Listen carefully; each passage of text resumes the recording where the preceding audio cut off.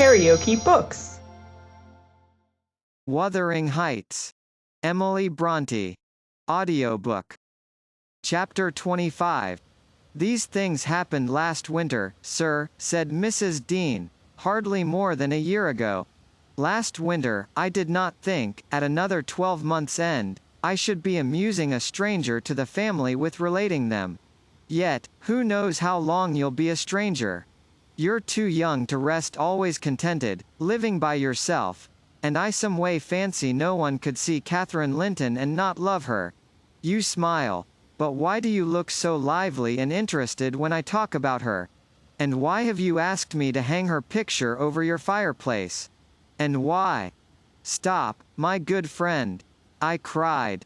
It may be very possible that I should love her, but would she love me? I doubt it too much to venture my tranquility by running into temptation, and then my home is not here. I'm of the busy world, and to its arms I must return. Go on. Was Catherine obedient to her father's commands? She was, continued the housekeeper. Her affection for him was still the chief sentiment in her heart, and he spoke without anger. He spoke in the deep tenderness of one about to leave his treasure amid perils and foes, where his remembered words would be the only aid that he could bequeath to guide her. He said to me, a few days afterwards, I wish my nephew would write, Ellen, or call. Tell me, sincerely, what you think of him. Is he changed for the better, or is there a prospect of improvement, as he grows a man?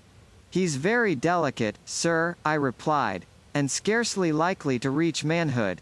But this I can say, he does not resemble his father, and if Miss Catherine had the misfortune to marry him, he would not be beyond her control, unless she were extremely and foolishly indulgent. However, master, you'll have plenty of time to get acquainted with him and see whether he would suit her. It wants 4 years and more to his being of age. Edgar sighed, and, walking to the window, looked out towards Gimmerton Kirk. It was a misty afternoon, but the February sun shone dimly, and we could just distinguish the 2 fir trees in the yard, and the sparely scattered gravestones. I've prayed often, he half soliloquized, for the approach of what is coming, and now I begin to shrink, and fear it. I thought the memory of the hour I came down that glen a bridegroom would be less sweet than the anticipation that I was soon, in a few months, or, possibly, weeks, to be carried up, and laid in its lonely hollow. Ellen, I've been very happy with my little Cathy. Through winter nights and summer days she was a living hope at my side. But I've been as happy musing by myself among those stones, under that old church. Lying, through the long June evenings, on the green mound of her mother's grave, and wishing, yearning for the time when I might lie beneath it. What can I do for Cathy? How must I quit her? I'd not care one moment for Linton being Heathcliff's son, nor for his taking her from me, if he could console her for my loss. I'd not care that Heathcliff gained his ends, and triumphed in robbing me of my last blessing. But should Linton be unworthy, only a feeble tool to his father, I cannot abandon her to him. And, hard though it be to crush her buoyant spirit, I must persevere in making her sad while I live, and leaving her solitary when I die. Darling! I'd rather resign her to God, and lay her in the earth before me.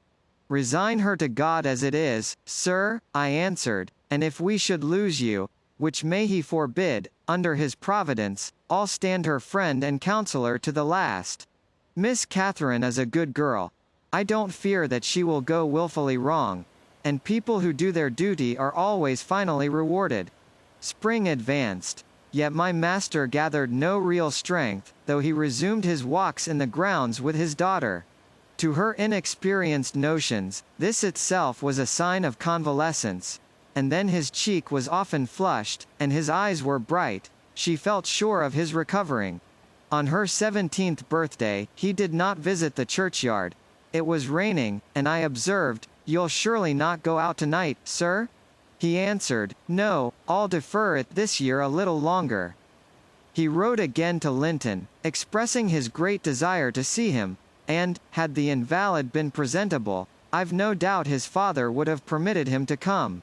As it was being instructed, he returned an answer, intimating that Mr. Heathcliff objected to his calling at the Grange, but his uncle's kind remembrance delighted him, and he hoped to meet him sometimes in his rambles, and personally to petition that his cousin and he might not remain long so utterly divided.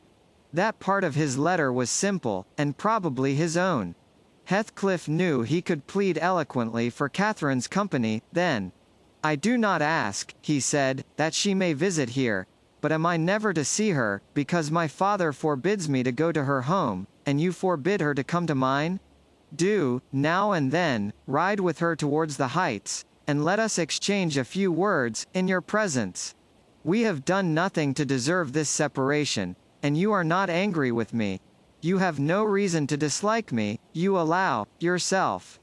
Dear uncle, send me a kind note tomorrow, and leave to join you anywhere you please, except at Thrushcross Grange. I believe an interview would convince you that my father's character is not mine. He affirms I am more your nephew than his son, and though I have faults which render me unworthy of Catherine, she has excused them, and for her sake, you should also. You inquire after my health, it is better, but while I remain cut off from all hope, and doomed to solitude, or the society of those who never did and never will like me, how can I be cheerful and well?" Edgar, though he felt for the boy, could not consent to grant his request, because he could not accompany Catherine. He said, in summer, perhaps, they might meet. Meantime, he wished him to continue writing at intervals, and engaged to give him what advice and comfort he was able by letter, being well aware of his hard position in his family. Linton complied, and had he been unrestrained, would probably have spoiled all by filling his epistles with complaints and lamentations. But his father kept a sharp watch over him, and, of course, insisted on every line that my master sent being shown. So, instead of penning his peculiar personal sufferings and distresses, the themes constantly uppermost in his thoughts, he harped on the cruel obligation of being held asunder from his friend and love, and gently intimated that Mr. Linton must allow an interview soon, or he should fear he was purposely deceiving him with empty promises. Cathy was a powerful ally at home, and between them they at length persuaded my master to acquiesce in their having a ride or a walk together about once a week, under my guardianship, and on the moors nearest the Grange, for June found him still declining. Though he had set aside yearly a portion of his income for my young lady's fortune, he had a natural desire that she might retain, or at least return in a short time to the house of her ancestors, and he considered her only prospect of doing that was by a union with his heir. He had no idea that the latter was failing almost as fast as himself. Nor had anyone, I believe. No doctor visited the heights, and no one saw Master Heathcliff to make report of his condition among us. I, for my part, began to fancy my forebodings were false, and that he must be actually rallying, when he mentioned riding and walking on the moors, and seemed so earnest in pursuing his object. I could not picture a father treating a dying child as tyrannically and wickedly as I afterwards learned Heathcliff had treated him, to compel this apparent eagerness, his efforts redoubling the more imminently his avaricious and unfeeling plans were threatened with defeat by death. KaraokeBooks.